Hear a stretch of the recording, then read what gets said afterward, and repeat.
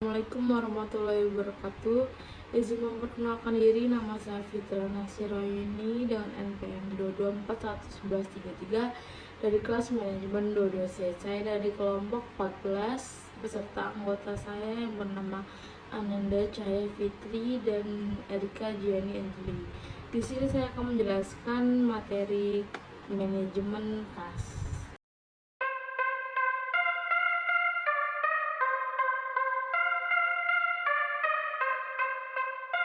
Pengertian manajemen kas. Manajemen kas merupakan sistem pengelolaan kas perusahaan yang tujuannya agar tersedia kas yang memadai. Dalam hal ini memadai dimaksud adalah kas yang tidak terlalu banyak tapi juga tidak terlalu sedikit. Kas sendiri adalah suatu bentuk aktiva yang paling liquid yang mana dapat digunakan dengan cara mampu memenuhi kewajiban finansial dari suatu perusahaan. Karena sifatnya yang liquid, maka kas bisa memberikan nilai keuntungan yang lebih rendah dari yang lain. Manajemen kas dalam perusahaan. Manajemen kas dalam suatu perusahaan adalah sistem pengelolaan kas yang bertujuan agar tersedia kas yang memadai untuk menjalankan operasional dan mengembangkan bisnisnya tanpa kendala finansial. Dalam melakukan manajemen kas yang baik, perusahaan dapat menghindari risiko keberangkutran karena operasional usaha tidak bisa dilaksanakan dengan baik. Jenis model manajemen keuangan. Yang pertama ada model BOMOL, yaitu digunakan oleh seorang pakar bernama BOMOL.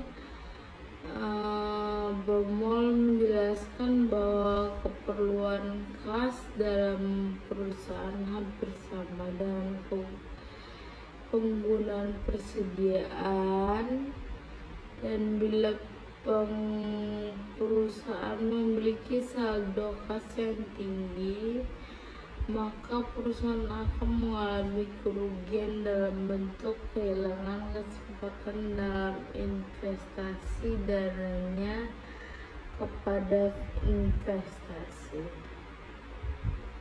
Yang kedua, model Miller ORR. Dua orang ahli manajemen keuangan, Miller serta Orr, kemudian merumuskan manajemen kas. Model Miller dan Orr ialah sebagai berikut dalam keadaan penggunaan serta pemasukan kas memiliki sifat acak.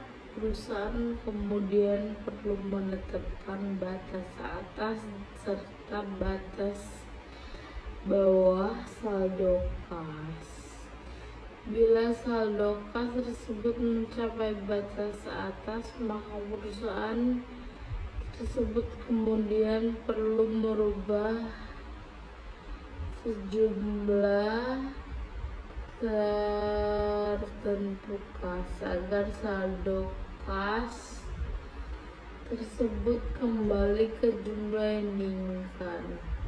Tujuan manajemen kas. Yang pertama, melunasi kewajiban. Yang kedua, ketersediaan kas, yaitu kas digunakan kewajiban, tidak hanya digunakan kewajiban jangka pendek, tapi bisa jadi sebagai penjaga perusahaan saat mengalami hal yang tidak terprediksi. Dan yang terakhir, melakukan pengeluaran. Prinsip dari manajemen kas adalah setiap kas yang dikeluarkan harus bisa menghasilkan imbal yang jumlahnya lebih besar untuk perusahaan memerlukan bagaimana cara mengeluarkan uang secara ekonomis. Manajemen kas mencakup likuiditas dan earning. Selanjutnya, faktor manajemen kas yaitu faktor penyebab bertambahnya kas itu ada investasi yang mengeluarkan pemilik saham, utang yang berasal dari perusahaan, piutang, penyusutan penjualan kas, dan penjualan aktiva tetap. Selanjutnya ada faktor penyebab berkurangnya kas, itu ada buyback saham, pemenuhan kewajiban seperti hutang dengan bunga, pembiayaan dividen, kegiatan operasional, pembelian aktiva tetap, dan yang terakhir pembayaran hutang perdagangan. Selanjutnya ada aspek manajemen kas, administrasi kas harian, budget kas, dan persediaan besi kas. Sekian yang bisa saya sampaikan, mohon maaf bila ada salah kata. Saya akhiri, wassalamualaikum warahmatullahi wabarakatuh.